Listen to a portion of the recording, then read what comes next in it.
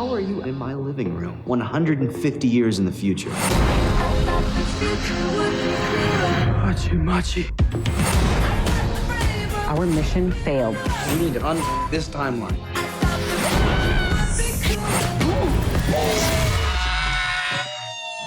Oh my God, it looks so good. Let's start the show.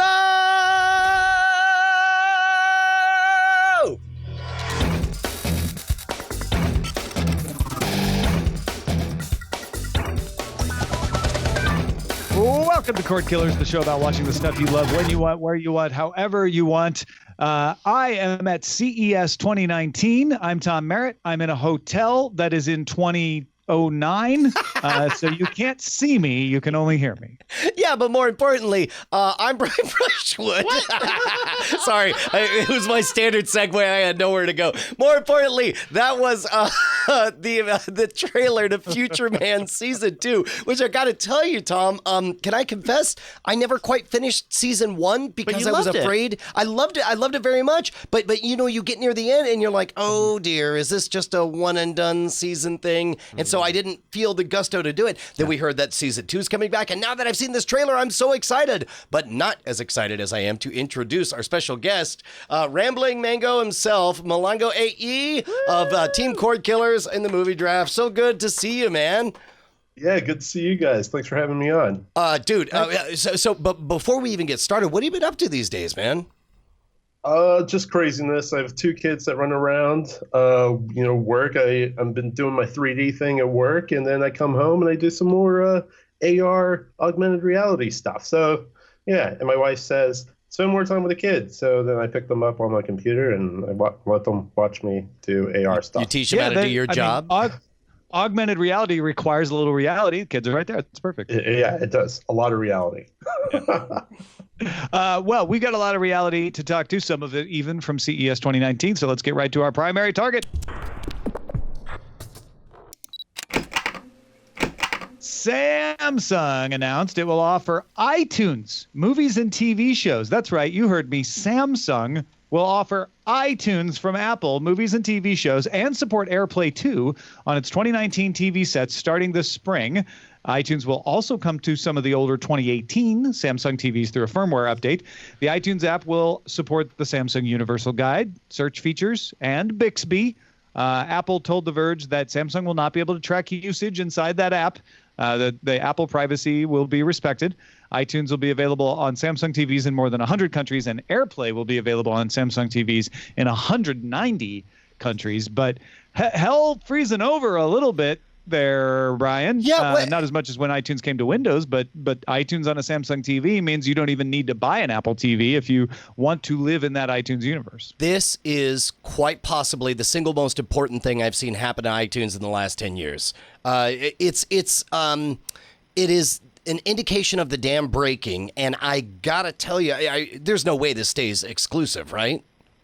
No, this is one of those points we've talked about where if Apple's upcoming television service with its original shows is going to succeed, it's going to have to be on non-Apple products. And I think this is paving the way. I mean, it's called iTunes, but it's got TV shows and movies. I think this will become the TV app in the future. And what we know is iTunes will move to the Apple Music app, and there'll be some shakeup there. But this is definitely laying the groundwork for that. So let me kick this over to Mulango and make my proposal. Here's what I propose. Number one, this solves the problem of there was a time that I was just as fond of the iTunes ecosystem as Amazon, but ultimately Amazon was just available on more devices. So I just at first just a little bit, and then all of a sudden I noticed that most of my library was in Amazon, and I just kept following deeper and deeper in that well. Number one, this breaks open that possibility, and number two, what I would love to theorize about is that much the way Roku at first, we originally, 7-8 years ago, Tom,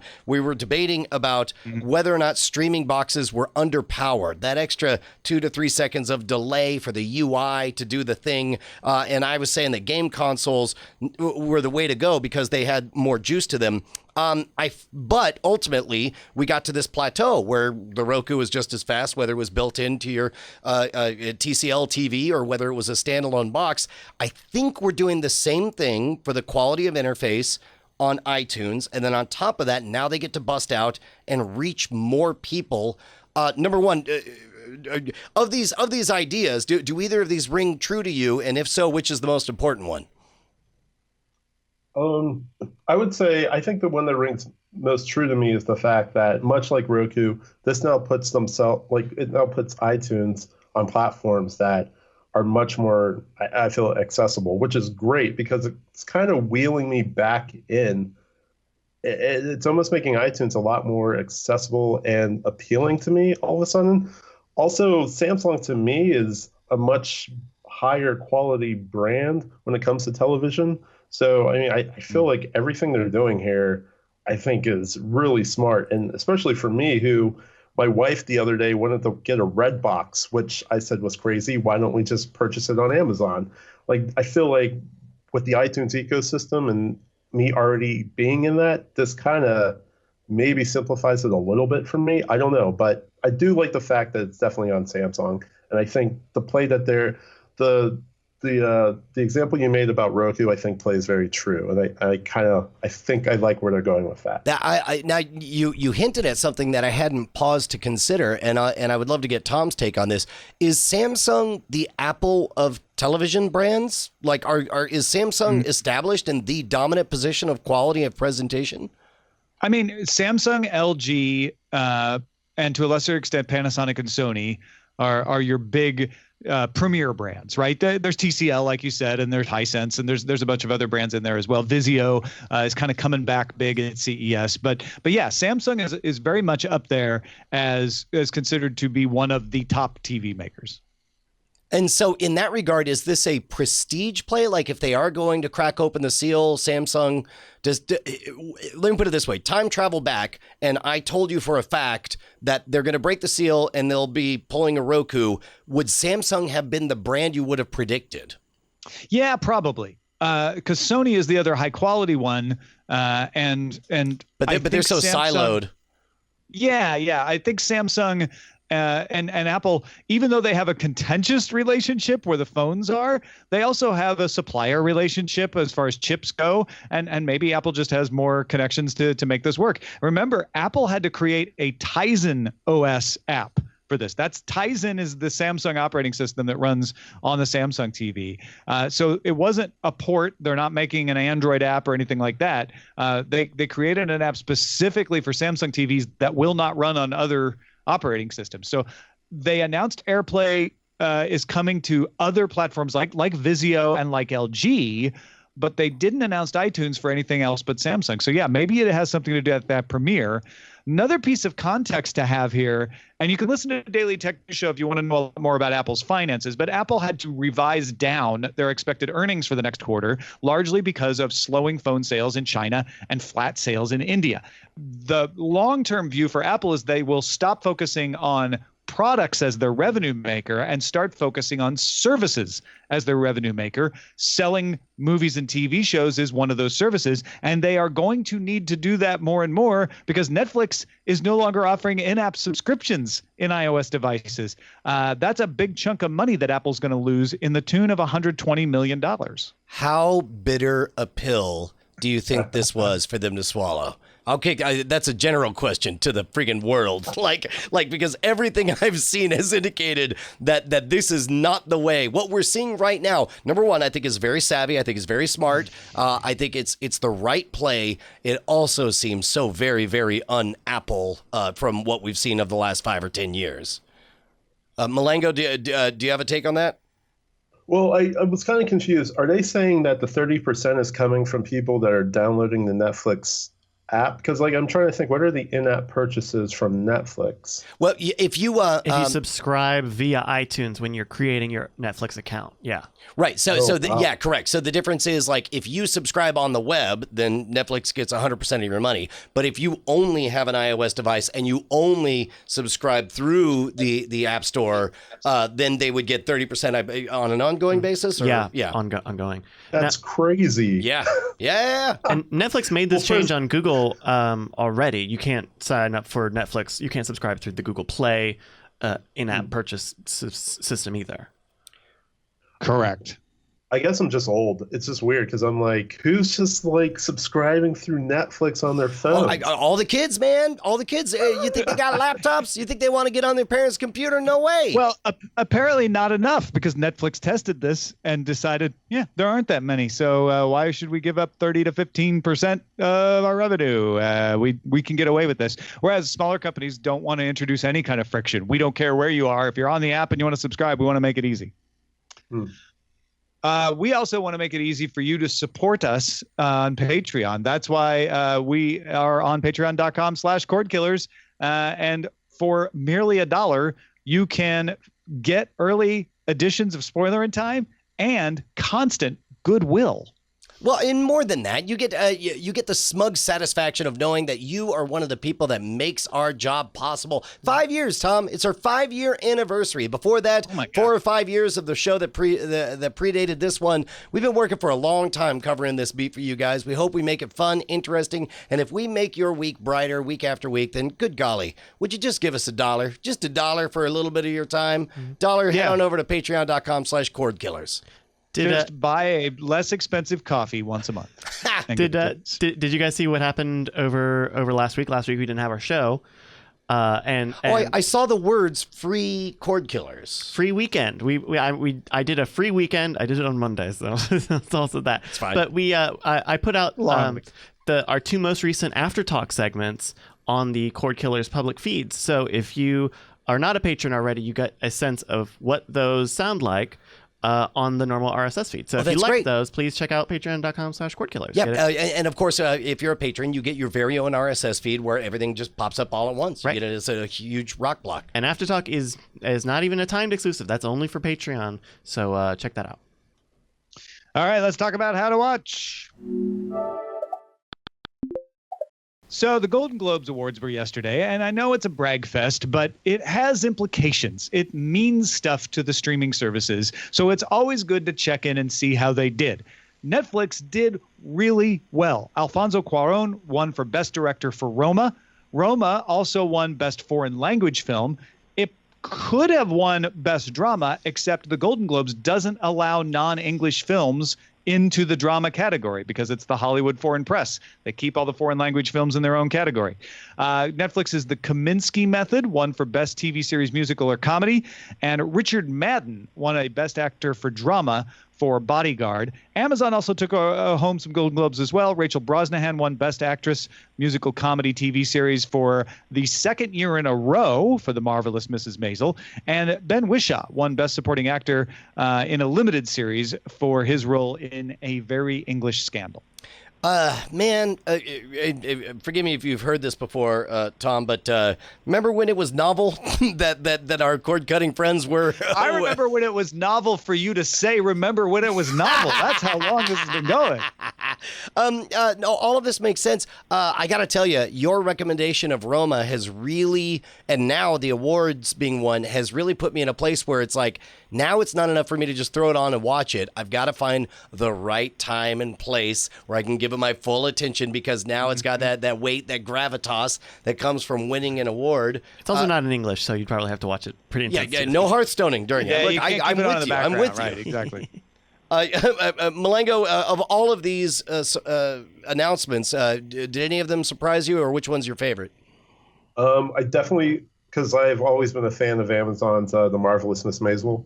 So that's awesome that she won Best Actress for a comedy again. I thought that was really cool. The one thing though that, like you said, Roma, now I feel like I have to watch it. It's like Tom's talked about it for the last 3 weeks. And then it's like, that was winning global awards. But Bodyguard, that's one where I'm actually now more curious to watch that. Oh, what a wonderful surprise. You've not yet experienced Bodyguard. No. You're going to love it. Here's the good news is if you're not in 100% in the first 20 minutes, then just, stop watching television. But it's like, it's going to get you. It's not one of those where it's like, wait until episode whatever amount. It's like, nope, you wait 20 minutes and you'll be all in. I know that was kind of a what to watch because of the awards, but now we go really seriously to our what to watch and Under Surveillance. Like real estate, it's all about location. The Punisher season 2 arrives on Netflix January 18th. There's a new teaser trailer out for it. I'm sure cancellation will follow on January 25th or so. Are you really convinced of that? Do you think that just? Yeah. No, Yes. I'm 99%. And you think that's just an artifact of of it being not very good, or an artifact of Disney getting all their eggs in a basket? Netflix and Marvel are breaking up. We know this, right? It was Daredevil, and it was Luke Cage, and then it was Daredevil, right, Mulango? Yeah. So it's going to be a freaking amazing season, and then it's going to get canceled. I guess that's my question. Is there any amount of amazingly good that you feel like can save it at this point? No. God, that's crazy. It's just what frustrates me is like I don't know what Marvel's going to or what Disney's going to do with this. Like, is it just going to sit on a shelf? Because like with the entanglement with Netflix. Mm-hmm. Well, we reported on this there's some contract rules that will prevent them from using the characters in certain situations for at least a couple of years. So we won't see anything for a while. Well, and think about it this way. Let's say you were making a Disney service, hypothetically, and you wanted to make sure that it was, for example, let's say hypothetically there's a bunch of Marvel fans out there, and the marketing department explains, well, you realize more people will sign up if we're the only place to see anything worth a damn in the Marvel universe, and that alone says that they really should do that. Yeah, probably. I mean, there's also an argument that if you have your it's like they wouldn't pull Marvel films from the theaters just to put them on that service. So there's some instances where having it outside the service works in your favor because it drums up interest. I don't think that the Netflix shows they felt that way about. Think about this too, though. I believe we covered it before as a 2-year hiatus. What if this just all ends and everybody's mad, and then they get to pull their own Firefly manufactured moment where they're all like, guess what? Those things you love, they're back in a brand new thing and it's better. It had to be on Netflix, or Netflix would have to let Disney out of the contract, which I don't think they'll do. Because they would have to do reboots. Yeah. Oh, that would be horrible. Yeah. Oh gosh, I hope they don't do that. Well, they don't even have the right to use the characters. It's like a Fox Marvel type of deal. I mean, this reminds me of the story you guys talked about a couple weeks ago with Friends. Like, it doesn't. Well, I mean, maybe like you said, maybe Disney has this grand plan that we just don't know about. But yeah, maybe it's like, why not just pay the money? Netflix would pay the money to keep these. But because again, of what Brian said. If you're Disney, then it makes sense. Like scarcity, create scarcity all around you, so you're the biggest, best game in town. And Netflix may not want Disney to make any money out of this thing. They may have been saying, yeah, we'll renew it, but for this much. And Disney was like, oh, hell no. You got to pay us more if you want to keep our thing. So I'm sure it worked both ways. Stranger Things, however, is all Netflix and nobody else's. And season 3 has been announced. In fact, on New Year's Eve, they announced it. It's coming July 4th, 2019. Okay, look. First season was absolutely precious and special and genuinely something amazing. I generally like the second season. Mm-hmm. Weirdly, I don't know how excited for the third season I am because I believe it's the last season, right? They've said this is going to close the story. Okay, that does help. I thought there was 5 seasons. It's supposed to be 5. Oh, really? Okay, I could be wrong. I thought they said that they could play this out to 5 seasons. I mean, look, we've seen crazier things with Game of Thrones, but Game of Thrones was the exception and not the rule when it came to child actors gracefully maintaining their relevance through adolescence, and so that's the part that makes me a little bit skittish. Well, I thought it was a great teaser. Showing the Dick Clark 1985, where I forgot for a while they changed it from the Times Square ball drop to be a Times Square apple drop during the 80s. That was very 80s of them to do that. All right. Well, we have one more thing to tell you how to watch here, and it is behind the scenes look at the making of Bandersnatch in a new video. And in fact, that's just going to lead me right into what I've had my eyes on over the break. We watched Bandersnatch, which is the interactive Black Mirror episode that lets you choose things that happen along the way. One of the smart things they did is if you choose wrong, which means like a character dies, they'll automatically rewind you and say, okay, let's go back to the point where you made the decision that led to his death and try again. But the following scenes that you get, even if you make a few of the same choices, will acknowledge that. So characters will say, wait, didn't we talk about this before? So there are threads within threads of this thing. There are 5 major endings to it, but there are literally millions of variations in how you can get to those 5 endings. And one of the endings, my favorite ending, involves kind of an Easter egg throwing it into the future moment. But there's also little twists and turns that are sort of self-referential to Netflix. As you might expect from Charlie Brooker and Black Mirror, I felt like it was really well done. Did either of you get a chance to see it? I did not. Mulango, did you catch it? I did. I woke up one morning and I whipped up my iPhone and then I was like, yeah, sure. And that was the worst mistake I made, but it was also the greatest mistake I made. Because you ended up spending hours watching it, didn't you? Yeah. Yeah, we did the same thing. So, Bryce, you watched it as well, right? Yeah, I watched it over the holiday with my family, and it was the sort of thing where we were watching it a little later at night, and we didn't have the same expectation of how long it would take. And so we got our way to one of the endings. I think the one that Tom was alluding to, and then just kind of called it for the night. And I haven't gone back to it because I think it's good, but I think I like the mechanism that they have there. I'm not 100% sold on the story, but it sounds like there's a lot of really cool stuff if you go and spend the time to watch all the different endings and try all the different branching paths. Is it possible, Tom, for you to talk me past my initial reaction of that sounds like work? It sounds like you're handing me a job. Yeah. No, the choices are easy. And honestly, when we watched it, I had the same idea of like, you know what, I'll do one time through. Maybe I'll do a second time through, but I really don't want to spend a lot of time on this. And they make it so fun with all those little touches where you're like, well, wait a minute, that was actually different. Well, hold on. What happens if you have him do this? And the story is not the best Black Mirror episode, but it's way better than you would expect from a choose your own adventure type story. I think they did it really well. Yeah. Now, okay, there's the difficulty multiplier of what they were going for, but as a standalone piece of art, is it? How does it rank as a Black Mirror experience? It ranks in the middle third of Black Mirror episodes, I would say. What about you, Mulango? Yeah, no, I agree with that. Because I would say like the feeling of Black Mirror, like on some episodes of Black Mirror, you kind of get that like weird feeling in your pit. Like there was definitely a moment during the story that I would say I got that feeling where I kept saying like, I'll just try it. And then when I made my decision, I was like, I really wish I hadn't made that decision. But they make it super easy to go back and not make that decision, right? Oh, but I don't want to give anything away. I know what you're going to say. Yeah. Though, and another Jay Martin brings this up in the chat, and I had this experience firsthand with Bandersnatch. Was we had been watching everything on the Apple TV over the holidays, and it even listed Bandersnatch on there. But instead of playing it, it gave us this 2-minute video that was like, hey, your device actually doesn't support it. And then it sent me an email telling me the exact same thing. So we had to plug in the PlayStation just to do it. And so it vibrates the controller before you have to make a choice. So something's coming up.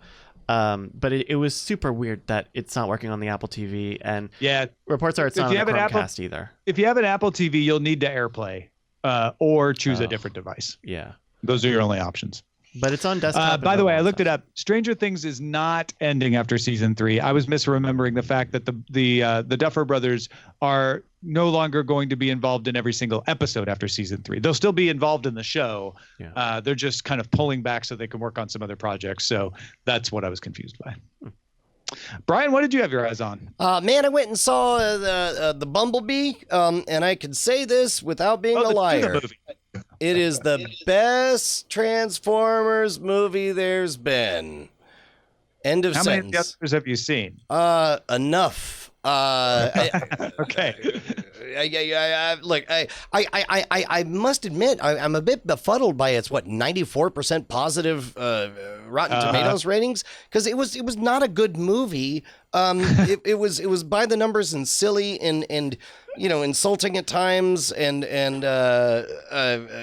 but having said all that, far and away the best Transformers movie so far. Wow. And then I watched the Aquaman, which was a real trip. Did either of you guys see it? No. Yeah.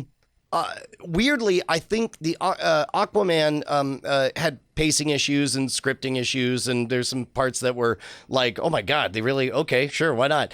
But by the time it was over, good golly, you'd been on a journey with that Aquaman. You'd been partly because it was 2.5 hours long, but you went to a lot of places, and the art design was really interesting and fun. So I don't know, I was happy to have just goofy movies to watch on Christmas. I did both of those on Christmas Day. Oh, nice. I had a slot to see a movie that I could have chosen the Aquaman or The Favorite, and I chose The Favorite and enjoyed it a lot. It was Awesome. really funny.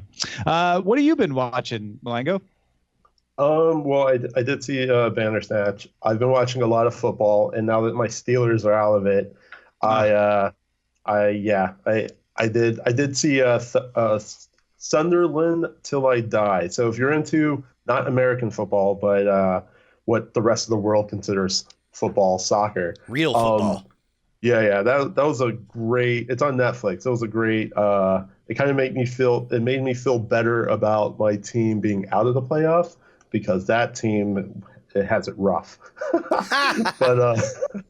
But I did get a chance to see the Spider-Man movie, which was freaking amazing. Right? Into the Spider-Verse. Yeah. Yeah, Into the Spider-Verse, yeah. And I rewatched Watchmen, that was also on Netflix. I didn't realize, I guess I was too young when I watched it the first time, because watching it now, it's like, this movie's amazing. So there's so many levels of complexity that I didn't catch in the first one. Here's the question. Cool. This is the meme from, I think, what 8 years ago that came out. Had you read the comic? No, I hadn't. Oh, wild! And Because so- what I had heard Yeah. is that everybody who read the comic said it was a great movie. Everybody who hadn't read the comic was like, I don't get it. I don't like it. But it sounds like you're in that awesome minority that did love it. Well, like I said, I probably didn't understand enough of it because I didn't read the comic the first time. And I almost think this is a credit to all of the movies that we've had since then. So now it's like I can understand and kind of conceptualize a highly detailed and thought out movie like that. Also the style, there were a lot of cool things, like seeing Nixon going for a third term, and I don't know, it was really cool. Excellent. Folks, if you have things that you've been watching, send them to us, cordkillers@gmail.com, and you might hear Bryce talking about them in On the Lookout. That's right. And it's on the lookout now. And it's Games Done Quick season. I'm bringing this up because this is a weekly thing, and it'll only be running for the week that that this episode's out. But if you don't know, Games Done Quick is a twice a year sort of speed run event where a bunch of speedrunners from around the world get together in one place, and they do this big long marathon of playing through all sorts of games nonstop and trying to beat them as fast as possible. This is going until Sunday at midnight. And so if you haven't seen a speedrunner, because I think Brian, we talked about this during Weird Things, and you had not seen any speedruns, or you'd seen a few speedruns. Oh, sure. Well, if you're unfamiliar, you play a game enough, you get the new game becomes how fast can you finish the game, and people do really inventive things. Sometimes it's inbounds to take advantage of flaws in the programming right from day one, where you're able to get in a no clip area and run outside of the general landmark. But we were talking specifically about when it's a game that you yourself have played and are familiar with, it really is this sweetener where it's amazing to see talented people just blow through 40 hours of gameplay in 20 minutes. That's such a great thing. And it's all live. A lot of what you'll see on YouTube is this is a world record because this person's done it 20,000 times or something. But the live energy of they might actually mess this up or what have you. It's a very cool thing. So if you haven't checked it out, twitch.tv/gamesdonequick. They raise money for charity. The winter one is for the Prevent Cancer Foundation. And there's a lot of good stuff on the calendar. They're doing a 9.5 hour unbroken speedrun of Final Fantasy IX on Friday night, which is going to be very very long. Yeah. So check that out. Excellent, folks. Like I said, got something we should be on the lookout for. Email us cordkillers@gmail.com. Ladies and gentlemen, I write books, and I like people to read them because that's why I wrote them, so people would read them. And so I said, one of my favorite people in the world is Veronica Belmont. I'm going to have her read my book out loud and record her. And we did. And it's an audiobook, and you can get it on audible.com. It's called Gallium. It's a space adventure about a woman in a mining company in a universe where the mining company has left, but they want salvagers like our heroine to stop finding embarrassing things from the past. But guess what? She finds it anyway, and she tells people anyway, and it's not going to go well for her. Or is it? The only way for you to find out is to buy Gallium, either on Amazon or at audible.com. Let's move on to the front lines. Front lines. Here at CES 2019, the new Tableau Quad DVR is being shown off. It can do what previous Tableaus have done, record and stream, in this case up to 4 live TV channels from an antenna, but it added a little machine learning to its system so it can automatically skip commercials during playback, similar to what the TiVo Romeo can do. You have to pay $5 a month or $150 for a lifetime service. That gets you the guide service, and with the guide service now comes the commercial skip. The Tableau Quad is coming out at the end of Q1, so by the end of March for $200. Is Tableau setting themselves up as the heir apparent to everything that we used to love about TiVo? They're trying. Meanwhile, Spectrum launched its Zero Sign-On app for Apple TV. Spectrum subscribers connected to their Spectrum internet account will automatically be signed in to the Spectrum service. The app works with 4th generation Apple TV or Apple TV 4K. When I get home, I'm going to install this app because I have Spectrum internet and see what it does because I don't have Spectrum cable TV service. I'm curious. Oh, that's interesting. Do you think it messes with it if you have like a hardware level VPN or anything? Yeah, no, if you use VPN, it's probably not going to work because it's going to want to detect something in your, I say that, but it's in your modem. So it might get to the modem before that, but it's not going to be able to contact the servers on the other side through the cable network. That's an interesting question. Does that also imply that it's watching and keeping records on all your viewing habits? As well? I would assume so, but it wouldn't have to work that way. It could just authenticate your modem. But I bet Spectrum does that for all its cable TV viewers as well. When I bet it may not even authenticate via the modem. It may just be like a normal cable authentication. If you just do a login. Well, the whole point is there's no login. It looks to the modem to say, are you a real authenticated got it. modem? I was thinking Spectrum. Single sign-on, not zero sign-on. Then it automatically signs you into your Spectrum account. Right. That's how it goes. That would be at least one sign-on too many.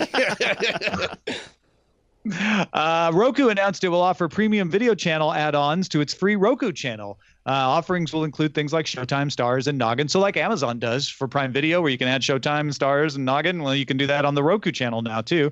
The Roku channel streaming service and any add-ons you buy are also going to be available on the Roku mobile app. So you don't even have to own a Roku to be able to take advantage of this.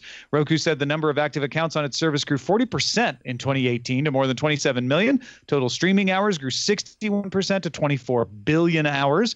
Roku also announced that Westinghouse is joining the manufacturers like TCL and others that license Roku for their TVs. And TCL and Roku announced a partnership to make an 8K TV together by the end of the year. Okay, let's start with the last part first. Mulango, why? I don't know. I threw that question right back at you. No, I think that's a smart move for Roku to have that on there. I know that feature of Amazon has worked out really, really well, and Roku's sitting on an awful lot of set-top boxes or a lot of televisions right now. Well, TCL can put a TV out at an affordable price. Somebody's going to be in the store saying, well, wait a minute, I could spend this much on a 4K. Or I could spend the same amount and get 8K. And then when 8K becomes a thing, I'll already have it. Sign me up. I think that's how that's supposed to work. Yeah. But it really is interesting to see Roku taking off as a service as well. We mentioned Apple wanting to make their money off services. Roku does too. Yep. Sling TV updated its Apple TV app to include better information previews when using the guide, easier access to channel filter categories, and more information and images in the series information view. The My Channels and Continue Watching ribbons will have an edit button, and the Recordings ribbon will let you view all the recordings with one tap. These features will come to other Sling TV apps in the future as well. So run that by me again, Tom. You're editing the stuff that you're grabbing? You're snipping out clips or something? It's been too lost. It's either one of us used the Sling app, but remember you got the ribbon of stuff. Sorry. You can now move things around and reorder it. That's on me. I had producer brain on, and I'm like, wait, you edit the shows that you watch? No, and, you now don't I get get to it. do that. Sorry. Yeah, that would be kind of cool. Yeah. Well, I mean, if you wanted to snip out, particular parts, I wouldn't be surprised if in the near future we start seeing like, share snippets, that kind of thing coming. This makes me want to maybe try out Sling TV again sometime soon. Cool. I don't know. What do you use to watch TV? I was never in the Sling TV. I am just DVR and what else do we use? Oh, PlayStation. So just stuff like that. A bug in the Chromecast discovered by security researcher Bishop Fix back in 2014, so 5 years ago, lets an attacker reset any Chromecast it can access to default mode, allowing that attacker to control it. Now, in the past, this was thought of as a local vulnerability. You had to be within Wi-Fi range of the Chromecast to take advantage, so Google didn't think it was that big of a deal. However, some hackers have used that bug in combination with UPnP, which is a router protocol that some people either have turned on or have turned on purpose, and allows them to get access to thousands of Chromecasts where they have been displaying a warning that those Chromecasts are insecure and you should turn off PnP. Now, turning off UPnP would prevent this remote method. It'd still leave the Chromecast vulnerable to anyone within range of your device, though. So I suppose the big question from a privacy concern is number one, yes, certainly you could create a zombie net of people to watch or devices to watch certain programmings. I assume that if you have access and you're able to get in there, then why not? Since we know that there are microphones in the Chromecast, then all of a sudden you're able to set up a mic in there. Are there microphones in the Chromecast? Well, yeah, because remember that was one of the ways to control it was through ultra high frequency sounds on there. We had talked about this previously. I thought that only worked through the phones. Maybe but I do remember it being audio based, which leads me to believe that there's a microphone in there as well, which is interesting. I don't think there's a microphone in the Chromecast, but I could be wrong. Okay. Fandango Now will be the exclusive digital store for IMAX Enhanced films through 2019. IMAX Enhanced is a 4K HDR technology similar to Dolby Vision, which Fandango Now does not offer. I don't know. My wife works for Fandango. I'm out. All right. Very responsible. No, this is like Fandango and IMAX saying we should get our standard adopted. Let's work together. And I don't think it's going to work, to be honest. Let's get to some dispatches from the front.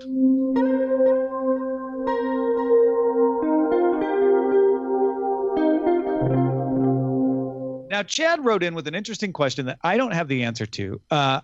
I haven't checked, but I'm going to guess Mulango and Brian don't have the answer either. So if they don't, I'm going to throw this out to the audience to see if anybody out there. Spoiler alert, Tom. @gmail.com. Safe guess. You've made a very safe guess that we don't have the answer. Okay. Is there a spoiler-free resource that lets you know if a show has an ending or not? It's easy to find out if a show's been canceled. That's not what Chad wants to find out. He says, I'm having trouble finding a site that just lets you know if a show had a decent ending. There's nothing worse than getting to the end of a series only to be left with a cliffhanger. This feels to me like what he's looking for is like a novelty website, like does it have a good ending.org or something, right? Because like Timeless, NBC's Timeless just ends. It doesn't resolve things. Things are left. It's not necessarily a cliffhanger, but the story is midway through, and you don't know where it goes from there. And plus, also, it depends on who you listen to. Because if you listen to the content producers, they're going to say, "Oh, we were able to wrap up and say everything that we needed to say because that's what it'll take to keep you watching this last season." And then, meanwhile, like I guess I was about to do a spoiler about Deadwood about which season finale was better than the actual. Producers will say, "No, we didn't get to wrap up everything we wanted to say. They canceled us." Like I've heard producers say like, "Oh yeah, they pulled the rug out of us and we didn't get a chance to make a proper ending." So how would you look for this stuff, Mulango? I mean, well, I was also going to say it's also subjective because even something like Lost, where half the people were like, "Oh, that was the best ending ever," and the other people slapped them across the face and said, "What are you talking about?" So I don't know. I think it would be an interesting idea, but I think there'd be I think it'd just be too subjective. I don't know. It is a little subjective, but I think you could have something where you could categorize it and say Lost, came to its expected conclusion, controversy of whether it was a good one, right? But then you could say timeless, canceled without any attempt to wrap up stories. I'll tell you what, Those if are somebody things. if somebody wants to put together a website that'll get, some traction, that's congratulations, do that. Anthony writes in saying, "Hi Tom. Hi, is Tom going to update a brief guide to cord cutting? Watch TV on the internet without paying for cable book on Amazon. For those of you guys who don't know, for only 99 cents, Tom Merritt wrote a best practices guide with a lot of the stuff that we cover on this very show. Hey Tom, you gonna update that thing ever? Yeah, I keep thinking I need to update that, and I would say do not buy it. I should probably pull it off What? because it's so out of date right now. No, it's wrong. Like it is right for 3 years ago when I wrote it, but things have changed. Names, like I remember I published that with MGO, and after publishing it a month later, MGO got bought by Fandango. That's how long ago it was. So yes, I intend to do this. I can't tell you when I will get time to do it, but I do intend to update that. Alex in Dallas wrote, listening to the Killies earlier this week made me think about my own personal entertainment changes in 2018. This year, my content viewing has plummeted, and I've mostly moved to only watching shows that appear on Netflix, Verve, or Amazon Prime. If it's not there, I just don't care anymore. I also noticed in 2018 that my consumption of podcasts went from 5 to 10 to more than 40 that I am subscribed to. I listen to podcasts while working, at the gym, and in my downtime when playing video games. I was curious if any of you had seen similar or interesting consumption changes over the year as well. Mulango, I see you laughing. I am laughing because, I totally agree with this guy. I will say a lot of the content, there was a discussion that I feel like you guys were talking about a while ago, but there's just way too much content now available, like way too much good content that's available on like network television, and it gets to this point where like unless you're DVRing it or you're actually setting time aside for it, there's just no way you can watch it all. So I personally, there's a very few shows that I still like try to make a habit of going back to see, and I'm doing all of that on the computer through my DVR service. But other than that, a large majority of the content I watch now is on Netflix or Amazon, and I have also upped my consumption of podcasts. I think that what we're seeing in the last year, and we'll see more of going forward, is the loss of.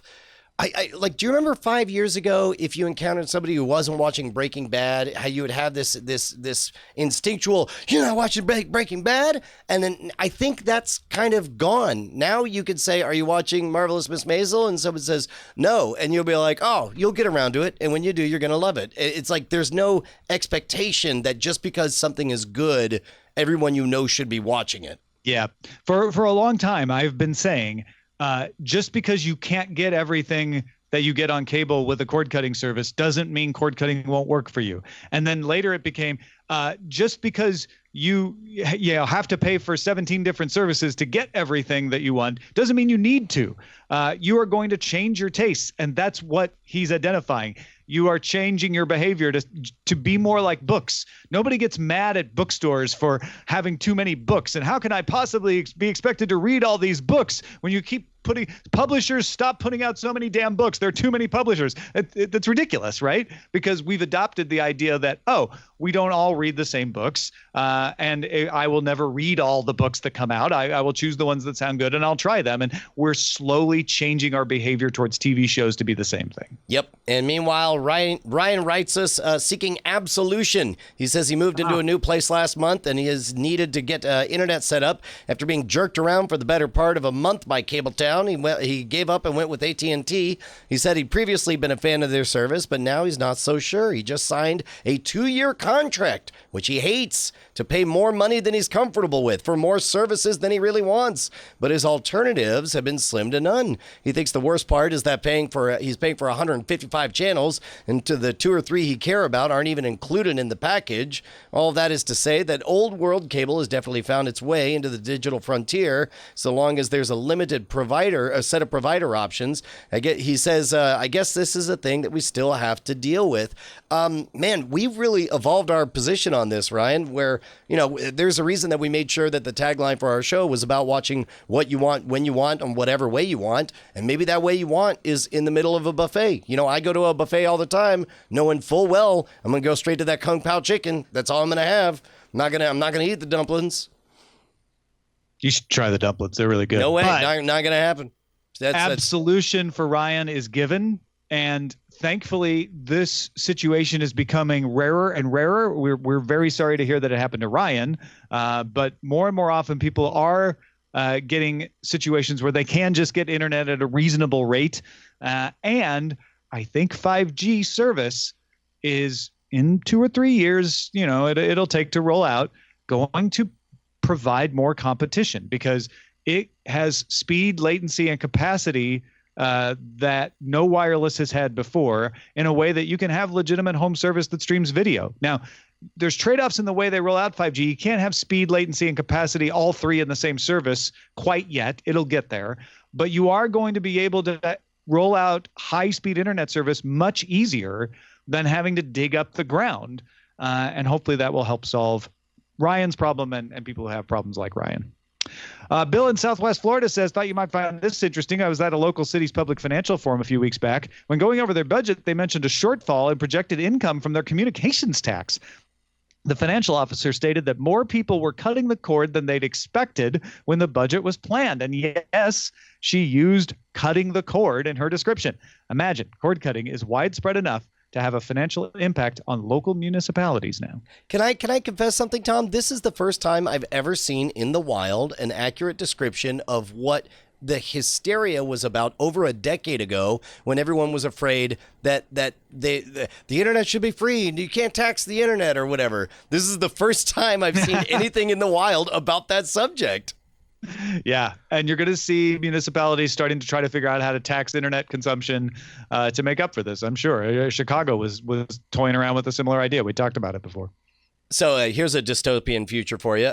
Mel asks, do you guys think streaming services will start implementing reactivation fees? Since a lot of people get a service to see a certain series, and when that series season is over, they'll most likely cancel and don't bother to reactivate till the next season.